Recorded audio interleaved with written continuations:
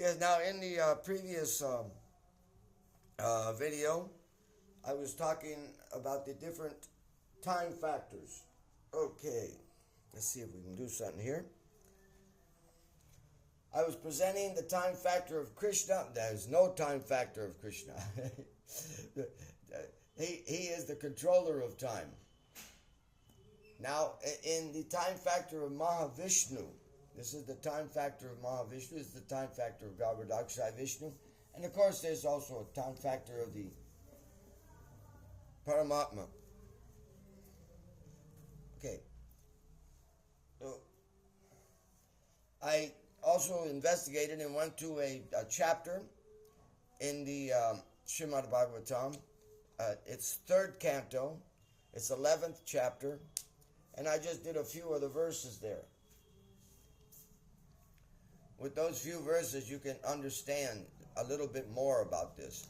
So, as I presented before, this is Vishnu's, Mahavishnu's time factor. Now, Mahavishnu's time factor looks like Garbhodakshai Vishnu's time factor, but actually it's much longer. Because each one of them controls the time factor by their breath. In other words, let's say creation first. The exhaling is creation. So the creation is being made. And you could call this the day. And then there is a holding time where it's just maintained. Then, of course, there's an inhalation, and that is like the night. So this is the night. So day and night. And in these days and nights, it's only the breathing of Mahavishnu that's actually motivating this.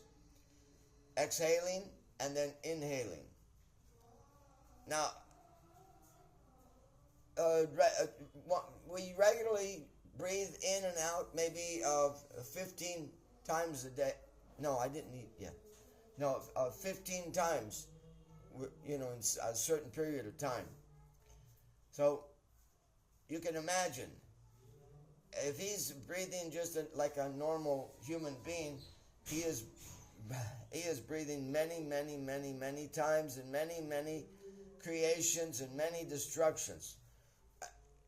This is just to understand that don't get so much involved in what is happening here, but understand it. We are eternal. And to be able to keep this position of being eternal, there has to be a time that we're here. So it took, a long time. So, and this is Garbhodakshai's Vishnu's time factor. And you could say the super soul's time, this is the timeline, and the super soul's timeline or time factor is in accordance with the individual soul, where the individual soul is at. So they are all Purushas of Krishna. They are all spiritual. So they are in control of time. Now, it may manifest in different ways so that we can be covered. We can be covered. Now, here comes the living entity. The living entity sits on this, you could call the yantra. And as this yantra is moving, there's so many living entities, and they are glowing beautifully. When coming out of Mahavishnu, they're glowing. After they get into the creation of Garbhodakshai Vishnu, then they're covered by the external energy. But here, you could say that this is just like, and this is what I come up with, the photon of electricity is definitely there, and that photon is going on these waves. Okay? And also, there is the energy that's carrying it. So that's the same thing. The energy of Mahavishnu is carrying the photon. And the photon looks like it's separate. It gives an impression that it is separate from the actual electricity. It has an individual because of rebellious attitude. Because of our rebellious attitude, we give this image of a photon. We are rebellious and we don't want to be a part of the non-dual. We want to have some individuality that is separate from the non-dual, but it can't exist. So Krishna just puts us on his yantra and lets us try to be independent on his yantra. So that's actually what electricity is. And we're using electricity all over the place. And as I presented, the individual soul is Brahman. We're just one of the three portions of Brahman, and that's, internal energy, marginal energy, and external energy. So it can never be, it can't go under transformation. We can never, in other words, everything that we've had in the what you could call the past in the spiritual world, we're having right now. Try to grasp that. We have the potency of even all the souls in the spiritual world. We have that same potency. It hasn't been taken away from us. It is not at our grasp. Why? Because we are covered. We are not transformed. We're covered by the external energy. And the external energy, the word external gives a impression that it's material. No, it's not material. Daivi eshi gunamai. It is still spiritual. It is just making it so we can't even see ourselves, and we can't even see the other atoms or the other souls that are next to us. We are so blind. So this has to be done because, why has Krishna done this? Why? Because our rebellious nature will create more rebellion. We will want to do even worse things if we are not covered. So we are covered so that our rebellious nature will settle down and try to start loving God. It's just like putting a child in a corner and telling him to sit and sit there until you behave yourself. So, but if you have him near you, he may make great offenses and try to do absurd things to you. So, for the most part, that's how we are. So now, I went to this one chapter, and the chapter is entitled, it's like I said, it's the 3rd Canto, 11th chapter, and the chapter is entitled The Calculation of Time in the Atom. So I was just trying, just a few verses here, not very much. Yeah.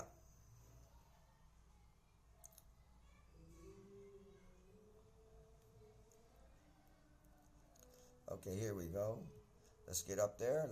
Okay, now, the material manifestation is the ultimate particle, which is indivisible and not formed in bodies. It is called the atom. Now, in this verse, the atom is the individual soul. It's not something material. It's not referring to something material. It is the individual soul. Bhagavan is, the Bhagavatam here is directed to us, the conditioned souls. So he's just saying, okay, you understand that there are atoms, okay? So the atom, it exists, okay? So now the Bhagavatam knows that we're conditioned souls, so we can't see each other. We can't even see ourselves. Those of us who are covered by the external potency, he's directing it to. It uses terms that we can relate to bring us to higher understanding. In other verses, it has already stated that the individual soul grows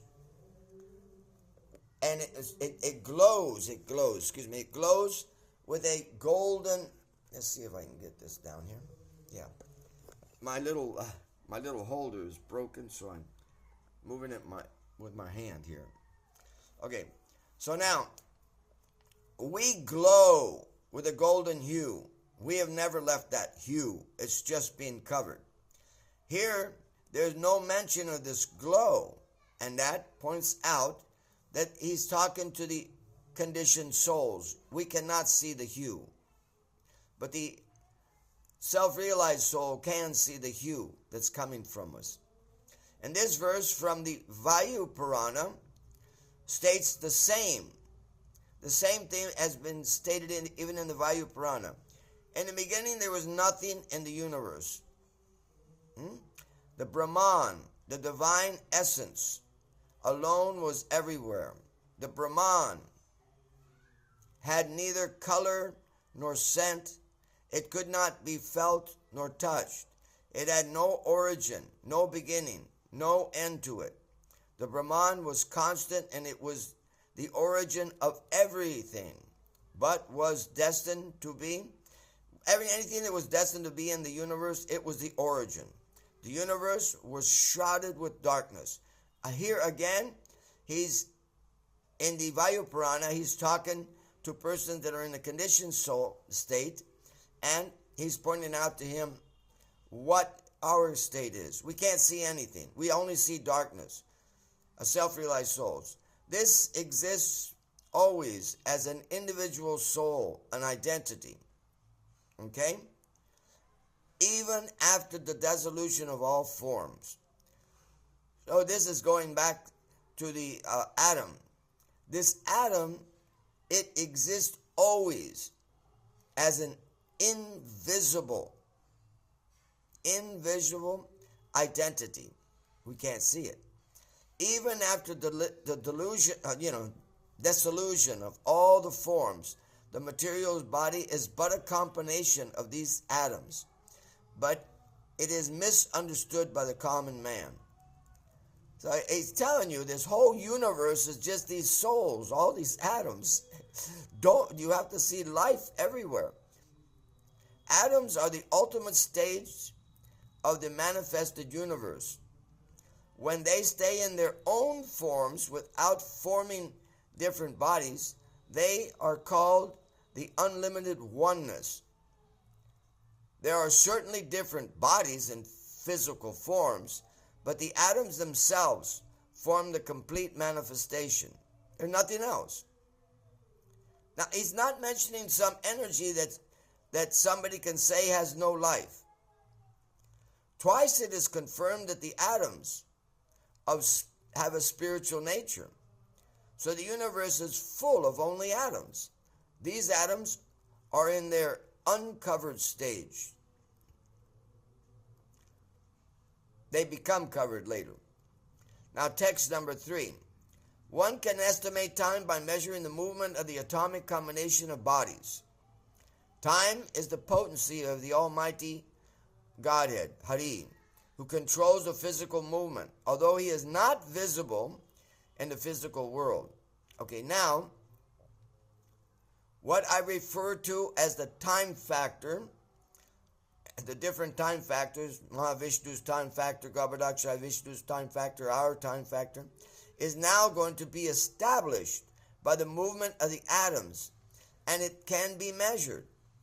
The spiritual state, there is no need. In the spiritual state, there is no need for any time factor. Okay? Only in the conditioned state. In the word for word in this verse, it is seen that the atom is moved from the subtle to the gross. It's pretty clear.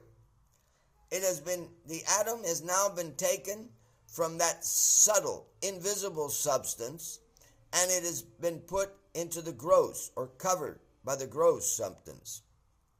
At this time, the external energy covers the atom, the soul. The atom is then moved. So now, movement starts after we are covered. Okay. Now, verse 4. At that time, let's see. Here we go. Okay. Atomic time is measured according to its covering a particular atomic. Now when they're atomic space, now they're in the conditioned state. Atomic time is measured according to the covering of a particular atomic space. You cannot bring attention to time without bringing attention to space in the conditioned state. But space does not have to exist in the unconditioned state. Only in the conditioned state. That's why Albert Einstein, just before dying and everything, he says, I didn't do what I really wanted to do, and everybody said, what was that? And he says, I never found time. He wanted time without space. Time beyond space. And he knew it existed, but he never found it. So, atomic time now is measured according to the covering of a particular atomic space. That is logical. The sun moves in a particular way, and it covers particular space. Let's get back up there. Okay. That time which covers the unmanifested, aggregated of atoms is called greater time. Now, he has jumped back to the spiritual world. The unmanifested, aggregated of atoms. That is called greater time, or great time. Now this refers to the atom when not covered. In other words, the word used here is eternal time. In the word for word, we have actually see that the word for word says eternal time. Okay? The great time has no time factor at all. And it's also called non-dual. Important to note that space and time are inseparable things in our condition. If you have one, you must have the other. So atomic space has been established. In the purport, the example of our time is the movement of our sun, which is logical. Okay, now, number 5, text 5. The division of gross time is calculated as follows. This is not being seen by the scientists. This is not being seen by the scientists.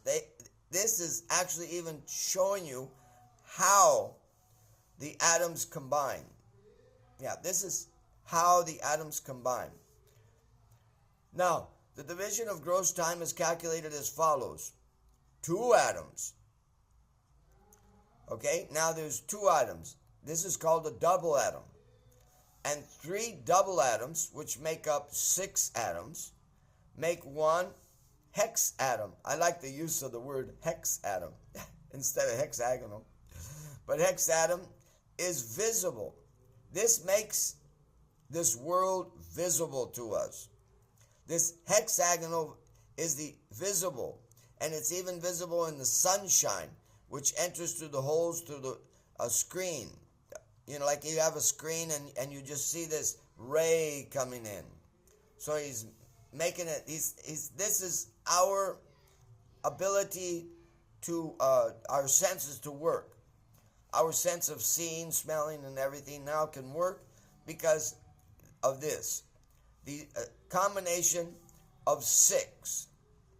So this combination of 6 atoms, all those 6 atoms are covered by the external energy. So actually, we are still not seeing the actual soul. We're not seeing it. But we're able to at least now come to the point where we can smell, we can hear, we can see, we can taste, we can everything, touch. Okay.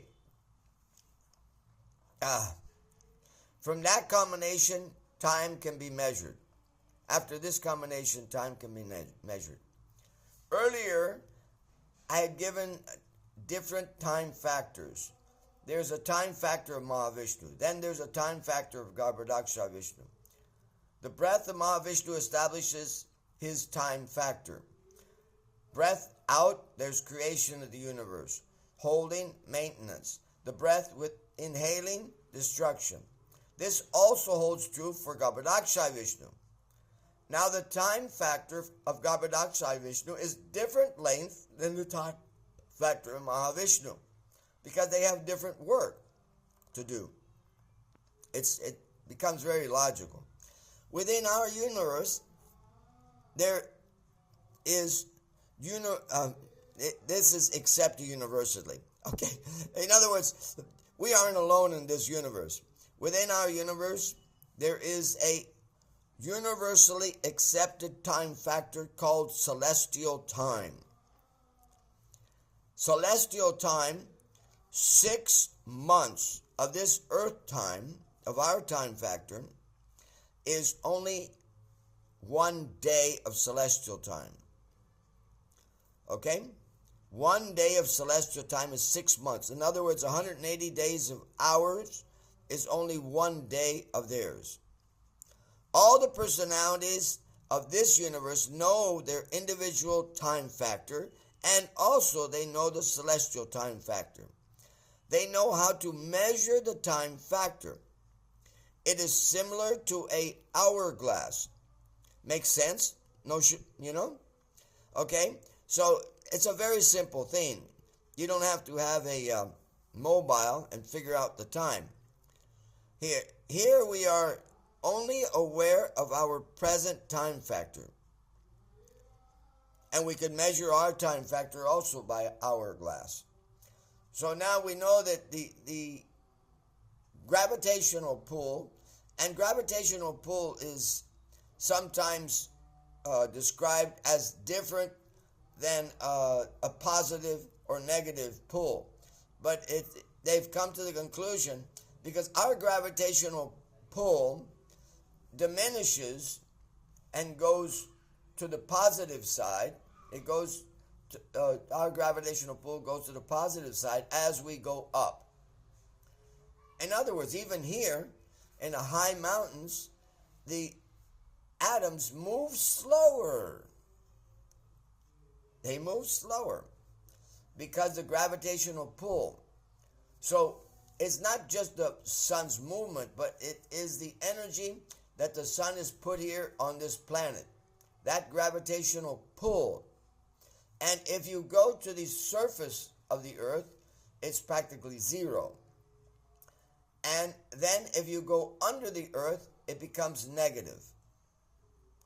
So gravity was thought of as something different that only depended on mass.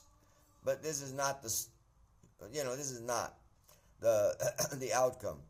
The actually truth of the matter is that under the earth, negative is increasing. Above the earth, positive is increasing, and at the surface of the earth, it is neutral. So I hope this helps out. I'm going to do later a talk on the Vayu Purana, because it gives a little bit more insight. This is our journey. This is what is on top of us. And we have been through all these time factors. The Satya Yuga time factor, if you're in the Satya Yuga, it feels like you only lived 100 years. But it says that if I'm in Kali Yuga looking at somebody in Satya Yuga, I think it's 10,000 years that they live. Yeah. If I'm standing in my time factor in this at time of Kali Yuga, and I'm looking at Satya Yuga, I'm seeing that the people live 10,000. And in Treta Yuga, they live 1,000. And in Dwapara Yuga, they may live 100. And so, I don't want to say 100,000 in Satya Yuga, because some people would say, okay, but I could say, Satya Yuga 100,000, and Treta Yuga 10,000, and then Dwapara Yuga 1,000, and then Kali Yuga 100 years. And that's where we're at. But this is just where I am standing and how I am visualizing the other person's time factor. So Brahma, what is he observing when he sees us? His time factor is enormous. I'll give that in the other coming video. But the time factor of Brahma is enormous compared to our time factor. Just one day of his. Just one day of his, just to say quickly, one day of his, there has to be 14 manus. They have to appear. Manvantars. And in one manvantar, there's 71 cycles. Yes, there's 71 cycles of Satya Yuga, Treta Yuga, Dwapara Yuga, Kali Yuga. 71 of them. And that comes to a celestial time factor, and that's 12,000 celestial years. And earthly years, it's much more. And that's just one day. If you want to know something personal, Brahma is just approaching his 50 years. We should, wish him a happy birthday. Well, okay, he's just about approaching his 50 year because we are in the 7th Manvantar. And in the cycle of this universe, we are practically in the middle of the cycle of this universe. So he's about midday, about to take lunch, and he's also at the mid time of his lifetime. He lives 100 years. So he is observing us, and he is watching us. If he observes us from his planet, then he observes us like moving like mad. Elon Musk's airplane can't even move as fast as we are moving. So this Kali Yuga is moving fast, my boys. Devotees, it is moving very, very, very fast. According to Brahma's calculation, it is moving extremely fast. It's on fast speed. It's good because let's get Kali Yuga over with. And then try to invoke another Satya Yuga.